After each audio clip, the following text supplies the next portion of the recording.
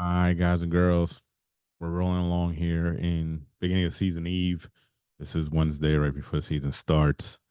Uh, we're rolling along with the last few previews. We are at the AFC East, the final division, and we are at the New York Jets. Uh, yeah, I mean, nothing coach wise changed with the Jets. Everything's still intact. So nothing there. Obviously, the biggest difference is Aaron Rodgers is back from his injury. As of right now, he's still there. He's still good. Uh, Very tough moments. Brees Hall going into his third year. A lot of hype around Brees. There's nothing wrong with that. He is a really good back. He just has to put it all together. Um, so we'll see what happens there. Uh, Wide receivers: Garrett Wilson, Mike Williams, Alan Lazard. That's the top three there. They don't really have anybody worth talking about at tight end. Probably be like a blocking tight end. It would mostly be the receivers that get all the work here. On the line, they did make some additions. Veteran Tyron Smith signed there. Morgan Moses signed there. So two tackles who are veterans are there. Elijah Vera Tucker's still there at guard. I believe Rich Schweitzer is going to start at the other guard. And then Titman will be the center. This is right now off paper. This is a line that still needs to gel, but I think they'll be okay. Um, so offensively, obviously, and with this whole team, it all comes down to Aaron staying healthy and Aaron being back to where he was before coming to the Jets. And coming off of injuries, we will see. We'll see what happens. On defense, is a defense that runs a 4-3. We know Robert Sala's system. It's kind of, almost the same as D'Amico's. It's a little bit similar. You got Quinnen Williams in the middle. Um, they brought in Javon Kinlaw. I think he's going to be opposite of him, the second D tackle. On the ends, you have Will McDonald going into his second year. Jermaine Johnson there. Those are going to be the two main guys for now. Michael Clemens backing him up.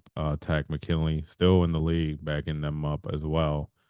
Uh, Linebackers, TJ Mosley, as we know, and Quincy Williams are the top two. Because there's a lot of nickel in this league, they'll probably be there in a 4-2, and then a lot of D backs. Um, Defensive backfield, Sauce Gardner starts there, top corner into his third year. They just paid Michael Carter, who is their nickel mainly. They have DJ Reed on the opposite side of Sauce, Michael Carter in the middle. Defensive behind them, you have Chuck Clark, Ashton Davis, um, Isaiah Oliver, who used to be a corner, is now playing safety um, for them, and Tony Adams will be there as well, playing the other safety position. Uh, so I'm gonna be very clear. I actually like this Jets team on paper. The line, like I said, they got to gel together. We'll see if they put it together. But defensively, they are pretty good. They're not like this great defense, but they can be. Their head coach is a defensive minded coach, runs the defense basically. It's his concepts, everything. Having Sauce is big. As the number one corner, you shut down one part of the field, and then you just have to worry about playing the coverage. I like these young pass rushers, Johnson, and I like Will McDonald. We'll see if them playing full time will help. At receiver, I love Gary Wilson. Brees Hall has potential. Aaron, if he's there. So everything else, everything about this Jet season is contingent on Aaron's health, obviously, because the defense can do what they can do, which they did last year, but they have to score. So offensively, everything, well, in general, with this team, the success this team ends up having has to do with Aaron's health and him getting back to somewhat of his play from before he became a Jet.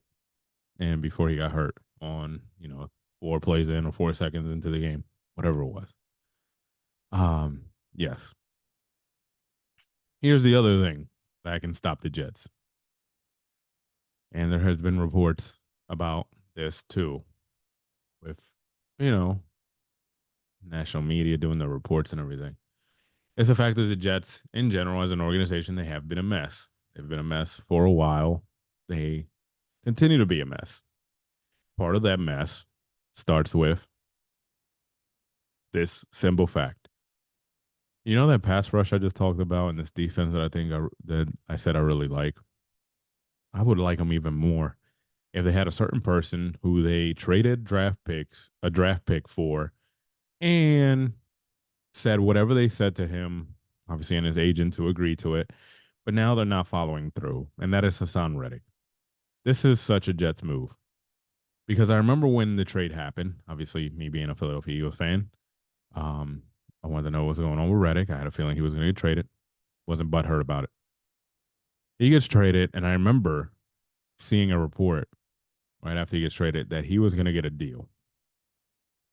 Then, like hours later, it was like, no, he's not getting a deal. They're just trading for him.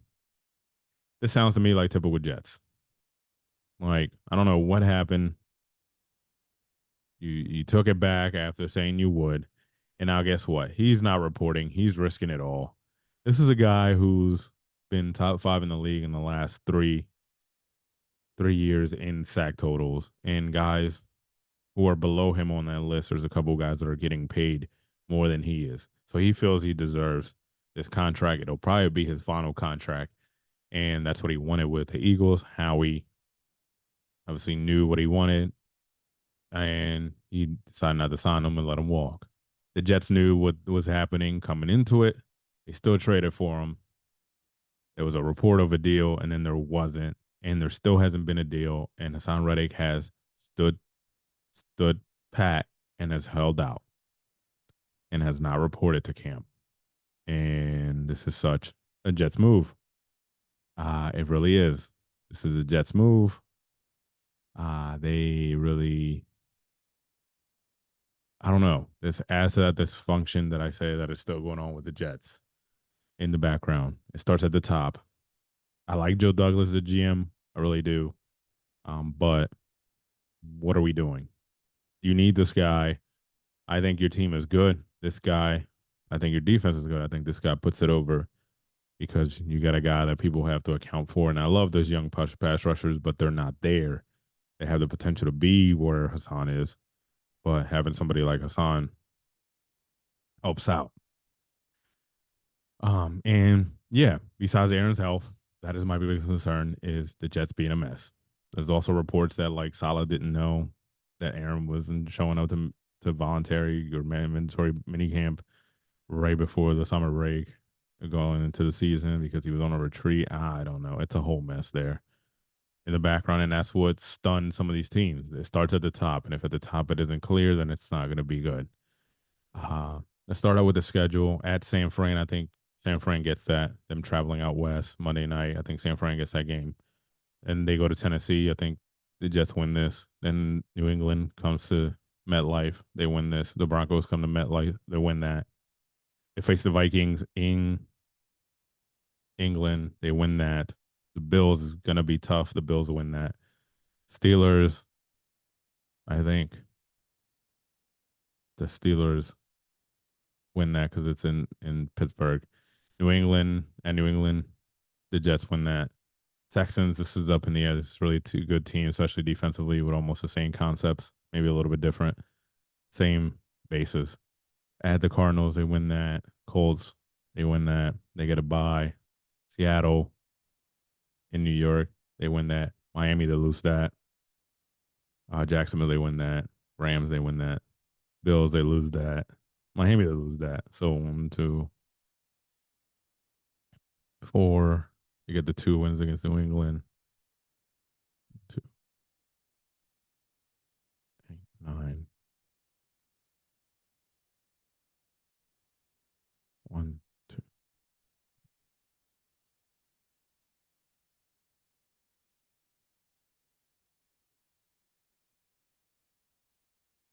have them going 10-7. Could be 11-6. They might be able to flip a game. 10-7 is what I have the Jets going. And once again, big part in this whole prediction is that they stay healthy and that they're not a dysfunction, which the dysfunction part is hard to do with them. The health part is also hard to do. Is kind of, you could blame it on luck with the Jets, but who knows? But 11-7, possibly. Well, not 11-7, 10-7, possibly 11-6. Um, Possible playoff run is if Aaron's healthy, and yeah, there is no messes in the background. But yeah, that is your New York Jets. Next, we'll be coming back with the Dolphins. Peace out.